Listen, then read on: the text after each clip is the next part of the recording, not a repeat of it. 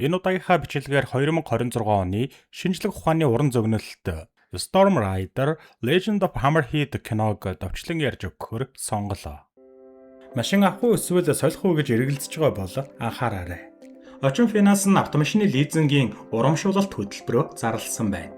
Тухайлбал анхны машин авч байгаа бол 500 мянган төгрөгийн буцаа олголт. Мөн унаж яваа машина урьдчилгаанд тооцсон барьцаалах боломж. Дээр нь бүр хосороо гадаад дайлах эрхч багтжээ. Хамгийн амархан нь гэвэл очин финанс нь томоохон автомашины төвөд дээр салбартай тул тусгайлан салбар хайх шаардлагагүй. Автомашинаа сонгоод тухайн барьчлаасаа мэдээлэл авч ердөө 30 минутын дотор лизингийн шийдвэрээ гаргуулах боломжтой байна. Зээлийн лавлах 75 18 18 300 жилийн өмнө их үер хэмэх асар том гамшиг болж дэлхийн бараг л бүх их газар усан давтжээ. Зөвхөн цөөн хідэн арлал үлдсэн байв. Тэр цагаас хойш Тэнгэрийн хаяаг тасралтгүй захилгаанд шуурга хааж хуучин ертөнц далайн ёроолд булшлагдсан байна. Амьд үлдсэн хүмүүс хуучин хотын туйран дээр Аргос нэртэй аврах цайц хотыг байгуулжээ. Энэ хотыг мөнх настай үүсгэн байгуулагчид захирдаг. Гэвч Аргост хүмүүр амьдрах эрхгүй. Үүсгэн байгуулагчид хүмүүсийн зөвхөрлийг нь ашиглан тэднийг Storm Riding нэртэй хурдны завийн уралдаанд хүчээр оролцуулдаг юм. Арал бүр хоёр тамирчин илгээдэг бөгөөд төрүүлсэн арал бүх оршин суугчийнхаа хамтаар Аргос руу нүүх эрх авна. Харин ялагдсан арлын бүх нөөцийг нь хурааж хүмүүсийг нь далайд хөөн гаргадаг байна. Бүхэл арлынхан нэг л өдөр тэднийг чөлөөлөх сонгогдсон удирдагч гарч ирнэ гэж итгэдэг. Фиг арал дээр амьдардаг Нэб Аргосын уралдааныг сурталчилсан зураг тууцуудыг харсаар зав бэлдэж буй багт туслахаар очино. Түүний найз Анна домогт Hammerhead-ийн зургуудыг үзүүлж түүний тухай ярьж өгнө. Домогт өгүүлснээр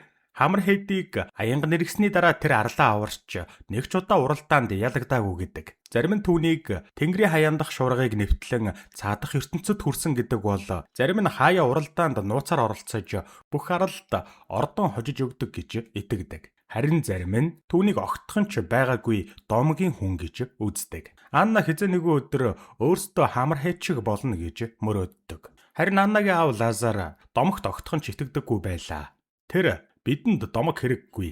Би өөрөө арлаа аварна гэж хэлээд нас барсан эхтрийнхээ зургийг үнсээд уралдаанд оролцохоор яв. Механикч нь түүнд Нептуний хатанд хүрмэгцээ ердөө 10 секундын дотор үндсэн замаасаа салж амжих ёстойг нь сануулна. Учир нь Лазар төрүүлэхийн төлөө биш, харин шуургыг нэвтэлж нууцыг нь мэдхийн төлөө уралдаанд оролцож байгаа юм. Уралдаан эхлэмэгц тамирчид ур чадвараа гайхуулан ширүүхэн өрсөлдөнө. Нэг уралдагч бүр аянгийн хүчийг завиндаа шингээж тэргүүн байрт гарч ирэв. Харин өөр нэг тамирчны нүмерэг нүдийг нь халахлснаас болж хад мөрөг нь сүйрлээ. Үүний дараа өөр нэг уралдагч тэргүүлж явсан завийг гүйцэх гэж оролцож бүтлэг үйтэж мөн л осолдлоо. Энэ мөчийг ашигласан Лазар уралдаанаас салж шууд шуурганы зүг гэж олоодоход хөтлөгч энэ улиралд 5 дахь юм тохиолдол болсныг зарлана. Лазар аянгаас бултхыг оролцсон ч завин аянган доногдон дэлбэрч сүрэх нь тэр. Энэ мэдээг сонссон Анна нулимс туслуулан аавынхаа өшөөг заавал авна гэж тангаргална. Удалгүй Аргосынхон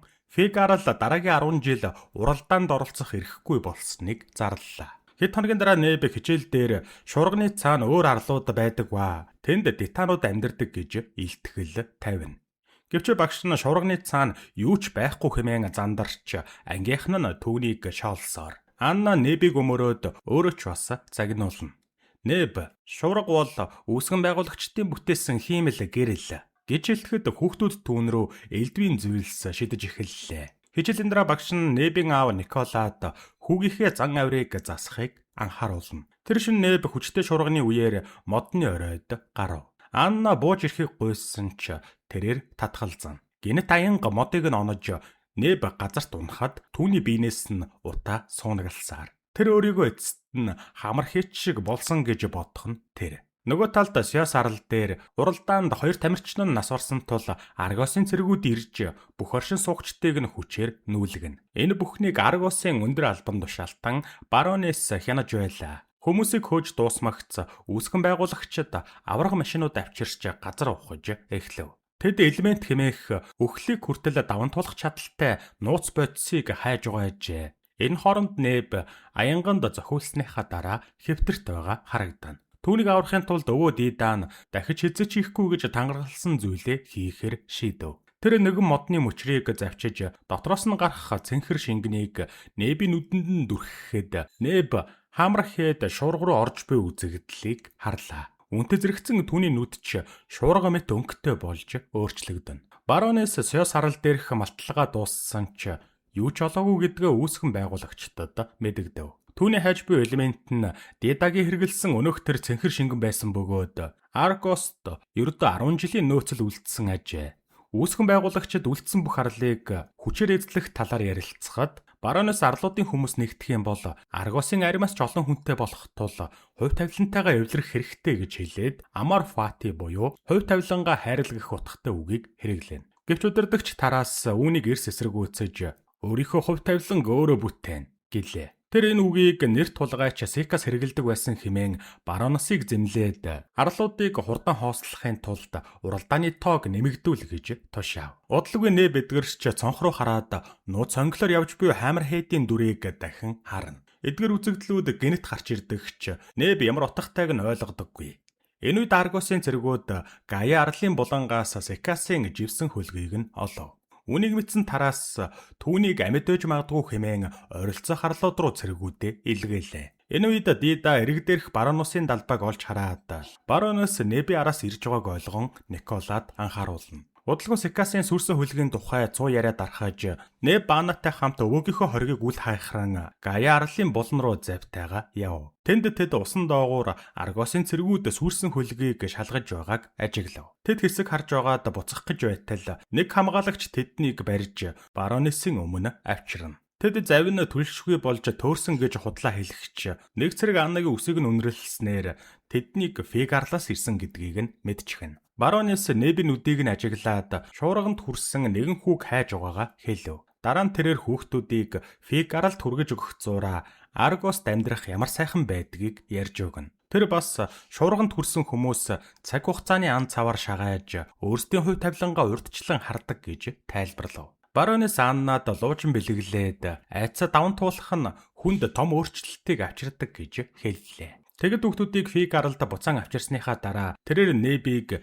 жирийн тариачин биш харин зохиогч болох хүүхэд байна гэж хэлээд насанд хүрэхэд нь Аргосоос ивэн тэтгэх болно гэж амлана. Өдөр нь Дида өвөө хүүхдүүдэд нэг зүйлийг тайлбарлав. Дида Небиг төрсөн тэр өдөр өөрийн модоо тарьсан гэх бөгөөд тэр модонд сүүлчийн детан Секас оршдог учраас мод Неб хүүтэй онцгой байдлаар холбогддог гэдгийг хэлнэ. Энэ үед Аргост Тарасын нэгэн эрдэмтэн эртний машины түлхүүрийг хуулбарлан бүтээсэн байгаа харагдана. Тарас түлхүүрийг бугундаа зүүж нэг аврах төхөөрөмжийг ажилуулахад төхөөрөмчний гэрэл нь хэдхэн секунд асаад удалгүй унтарчхав. Уралсан Тарас эрдэмтнийг цамхах гас шидэж хөнөөлөө. Харин Дида өвөө Грекийн ханд байх нууц нүхнээс олон жилийн өмнө нуусан хайрцаг гаргана. Уг хайрцагт нь Тарасын хүсэж байгаа өнөөх төхөөрөмжний жинхэнэ түлхүүр байлаа. Дида энэ үед хамгийн анх арал дээр ирж байсан үеэ дурсан. 10 жилийн дараа Неб Анна хоёр хайр сэтгэлийн холбоотой болжээ. Неб өдрөөр үзэгдлүүдэд харсаар байдагч утгыг нь одоо хүртэл ойлгоогүй хэвээр. Тэр Аннаг Гая арал дээр улаан даашинцтай байгаа дүрийг нь байнга л хардаг гэж хэлэхэд Анна чихэнд нь нэгэн нууц амлалт шивнэнэ. Фигарлын хориг дууссан тул Анна энэ жилийн уралдаанд оролцохоор бэлтгэл хийж эхэлжээ. Неб түүнийг алтхаас айж байгаагаа хэлэхэд Дида үзэгдлүүдэд юу хардгийг нь асуув. Гэвч Неб хариулахаас татгалзав. Тэр шин Неб аимшигтай үзэгдэл харлаа. Түүнд харагдсан үзэгдэл бол Анна аавынхаа өшиг авахаар ганцаараа шуурга руу давхиж эцэст нь ам үрэгдэж байлаа. Аннаг алдах айдас давтсан Неб дахин аянганд зохиулахын тулд шуурганы үеэр мод руу гарахыг оролдогч өвөө Дидан түүнийг зогсон. Маргааш нь баронесс Фигаралд ирэхэд Дида түүнийг үл хүндэтгэж газар руу нулимав. Дида Небиг уралдаанд оролцуулахгүй гэж зүтгэдэгч баронесс энэ бол Небийн өөрийнх нь сонголт гэж хэлээд Небд ивэн тэтгүүлэх саналыг нь бодож үзэх 1 жилийн хугацаа өглөө. Эцэст нь Неб Аннаг хамгаалахын тулд уралдаанд оролцохоор шийдэж аав Николон завийг нь бэлдэж эхлэв. Энэ хооронд өмнө нь арлаасаа хөөгдөж байсан бүх хүмүүс нэгдэж далай төвдөг завин дээр амьдарч байлаа. Тэдний хүүхдүүд газар дээр хизээч хөл тавьж үзээгүй ба Аргосын машинууд арлуудыг нэг нэгээр нь сүйтгэж байгааг л харж суудаг. Олон сарын бэлтгэлийн дараа бүх оролцогчид Аргос хотод цугларна. Тэдэнд Лариг гэхээр дүрмийг тайлбарлах бөгөөд шуурганы ойролцоо луужин ажиллахгүй. Мөн завнууд хүчтэй эсэргүүцэлтэй тулгархыг анхааруулав. Үүний дараа Анна Небиг хамтдаа шуурганы зүг явцгаая гэж ятгаад тэд үнсэлцэн бие биедээ амлалт өгнө. Үүний зэрэгцээ Тараас уралдааны үеэр үүсгэн байгуулагчдын төлөө хүн устгадаг тусгай алуурчныг сонгон бомб хэд буюу сөнөгч болгож хамгийн түрүүнд Фигарлын тамирчдыг устгаарай гэж тушаалаа. Уралдаан эхлэмэгц Неб Ана хоёр арлынхаа нэрийг цэвэрлэхийн тулд шууд л тэргүүлж эхлэнэ. Эхэндээ уралдаан хэвэн байсан ч бомб хэд эхний алалгыг үйлдлээ. Бомб хэд заврын дагуу Фигарлын Аннаг сөнөх гэж оролдох ч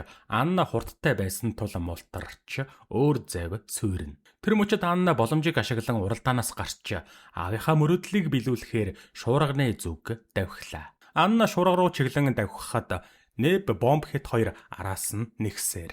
Замдаа Неб домогт хамар хэдийг харах шиг болж араас нь даагав. Гэвч дараагийн агшинд аянга хамар хэд дээр бууж хамар хэдийн дүр алга боллоо. Түүнийг ухаарах агшинд Анна шуурганд хэтэрхий ойртсон байх ба бомб хэд зориуд завийг нь мөргөн сүрүүллээ. Неб хэтэрхий удаан үзэгдэл давтсан байсан болохоор хайртай бүсгүйгээ живж байхыг нь олж харахаас өөр хийж чадах зүйл байсангүй. Тэр ус руу өсөрч Аннаг аврахыг оролдсон ч бомб хэд түүнийг ч бас мөргөв. Неб усан дотор хөвж байхдаа улаан даашинцтай Аннагийн дүрийг дахин харна. Яг тэр үед захирагч Тараас ч гэсэн хамар хэдийг хажуудаа байгаагаар харж буй үзэгдэл давтаж байлаа. Улмар уралдааны дараа Небиг шоронд хорно. Гуниг гэмшил давтсан тэрээр бодит байдал дурсамж үзэгдэл зэрэгээ ялгаж чадхаа болжээ. Лари түн дээр ирээд залуудаа өөрөө ч бомб хэд байсан тухайгаа ярьж ард түмэнд нь хизээч аврах хэрэггүй гэж учир битүүлгээр хэлнэ. Дараа нь баронесс Небэд бүх хүннийг ярьж өгөв. Дэлхий усан давтсны дараа Детан ажиллагааны гишүүд хүн төрлөختөнд шин найдвар хайсаар эцэст нь хүмүүс амьдардаг энэ арлуудыг олжээ. Арлынхаа өөрсдийгөө Гая бурхны цусаар хамгаалагддаг гэж итгэдэг 50 амгалан хүмүүс байсан байна. Удалгүй үүсгэн байгуулагчид Гая бурхны цус хэмээн шүтдэг тэр цэнхэр шингэн үхлэг хүртэл даван туулах хүчтэйг олж мэдээд түүнийг элемент хэмээн нэрлэжээ. Ингээд Аргос хотыг байгуулж элементийн хүчээр мөнх наслах болсон байна. Харин Тараас элементийг арлын иргэдтэй хуваалцахгүй үүднээс байгаль хамгаалах зорилттой байсан төхөөрөмжийг ашиглан авраг шуургыг бий болгож арлуудыг гадаад ертөнцөөс бүрэн тусгаарлажээ. Үүний дараа элементийг тасралтгүй олборлохын тулд арлуудыг эхнээс нь ухан сүйтгэж эхэлсэн байна. Тэр үед Секас гэхээр энэ санааг эсэргүүцэж төхөөрөмжний дүлхүүрийг хулгайлаад оргосон ч шуургыг давж чадлагүй Фиг арал дээр гацжээ. Тэгээд тэр нэрээ Дида уулгаж Фиг арал дээр амьдрах болсон байна. Түүхэд тусгаад баронесс Аннагийн цогцоос олсон луужинг Небэд өгч түүнийг Фиг арал руу буцаав. Фиг аралд очсон Неб Дидаг бүх үннийг нуусан гэж буруутгалаа. Гэтэл Дида Небийг хамгаалах гэж л ингэснэ хэлсэн ч Неб сонсохыг хүссэнгүй. Удалгүй Неб Аннагийн дурсгалд зориулан мод тарьж дараа нь Николатай ярилцсан. Никола Дида олон удаа алга болдог байсан ч хизээч юу ч тайлбарлаж байгаагүй гэдгийг хэлв. Гэхдээ Дида шуурганы яг төвд байдаг бүжгэлдэг аянга гихцвэл хүнийг онох юм бол шуурганы нөгөө талд хүрэгдэг талаар ярьж байжээ. Харин Никола тэр аянгыг хизээч барьж чадаагүй байна. Үүнийг сонсон Неб уралдааны үеэр хамархэд оногдож байгаа дүр зургийг харснаа санаж өөрөө оролдож үзэхэр шийдэв. Никола Дидад хүүн бэлэн болсон гэж хэлэхэд Дида Небэд төхөөрөмжний жинхэнэ түлхүүрийг өгч Амар Фати буюу хувь тавилангаа хүлээн зөвшөөрөх үгийн жинхэнэ утгыг нь тайлбарлана. Явахынхаа өмнө Неб Аннад зориулж тарьсан модоо авч явлаа. Нөгөө талд Аргост ургац муудаж өлсгөлэн бослого дэгдэж эхэлснийг баронесс Тараст дуулгана. Баронесс асуудлыг өөрөө зохицуулсан гэдгээ хэлэхэд Тараас өмнөөс нь шийдвэр гаргаж эрх мэдлийг нь булаалаа гэж уурлав. Неб Аргост дараагийн уралдааныг хүлээж байхдаа Дидаг өгсөн түлхүүрийг ажиглана. Гэвч түлхүүр үнэндээ луужин байж таарах ба үүсгэн байгуулагчдын сүм рүү зааж байлаа. Аргос цайзад сувилагч Мая Тараст элементийн шин тунг хийж өгнө. Энэ үед Тараас түүнээс Небийг ажиглаж байхыг хүсэв.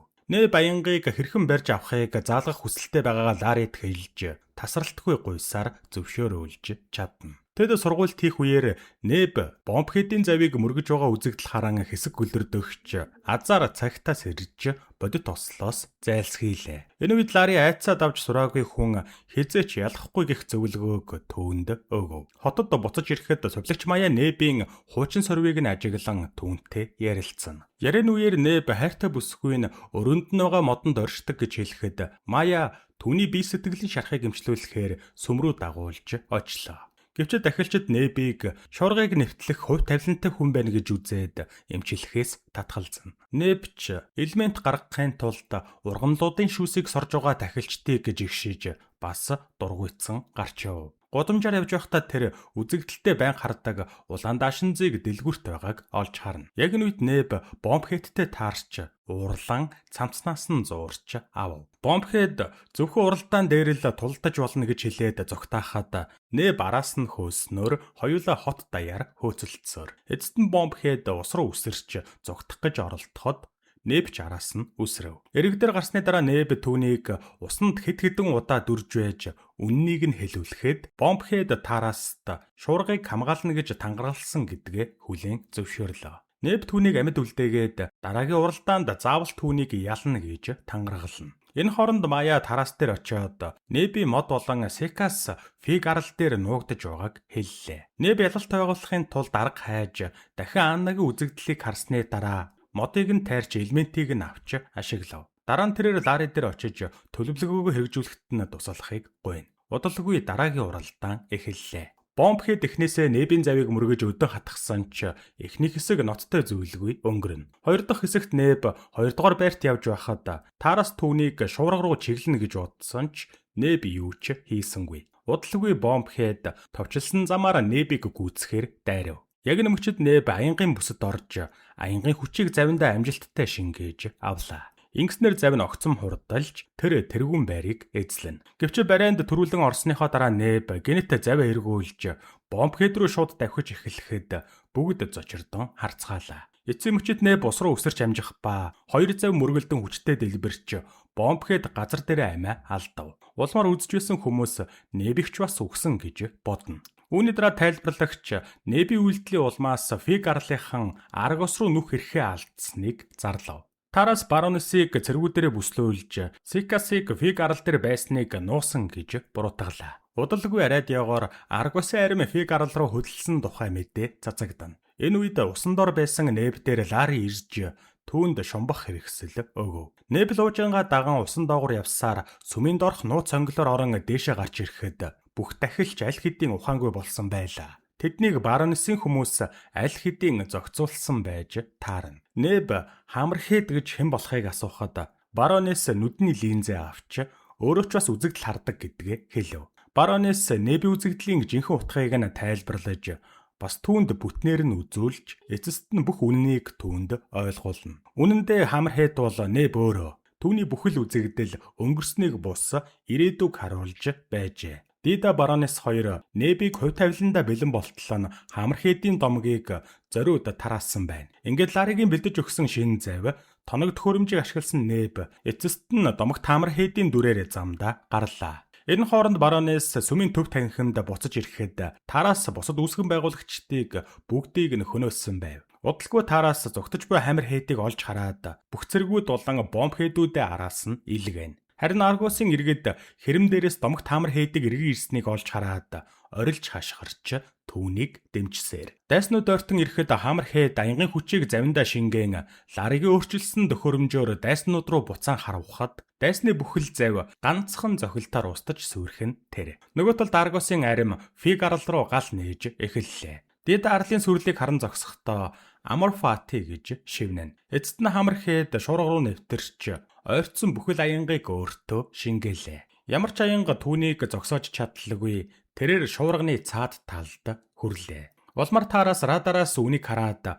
өөрийнх нь ноёрхол дууссаныг ойлгоно. Шуурганы цаана Хаммерхед авраг арал болон шуургыг үүсгэж байсан төхөөрөмжийг олов. Тэр жинхэнэ түлхүүрийг ашиглан төхөөрөмжийг унтраахад олон зуун жилийн турш айдас төрүүлсэн шуурга бүр мөссөн ариллаа. Аргус даяар хүмүүс баярлан тэмдэглэж байхад тараас амар фати гэж хэлээд цайзаас үсэрч амиа эгөтгөв. Цэлмэг тэнгэрийг ширтэх амар хэд Аннагийн амлалтыг нь бодно. Анна шуурга алга болсны дараа улаан даашин зөмснө гэж амлаж байжээ. Явхаас өмнө Неб Аннагийн модноос авсан цэнхэр шингэнийг хуурай хөрс рүү шидэхэд үхмэл мэт байсан газар дахин сэргийж эхэллээ. Энэ үед өнгөрсөнд болсон үйл явдал гарч баронess Аннагийн цогцсыг далайгаас гаргаа авч элементийн хүчээр амьлуулжээ. Эцэст нь хамар хэд Гая арлын ирэг дээр очиход улаан даашин зөмссөн Анна түүнийг инэмсэглэн хүлээж байгаагаар кино маань төгсдөг.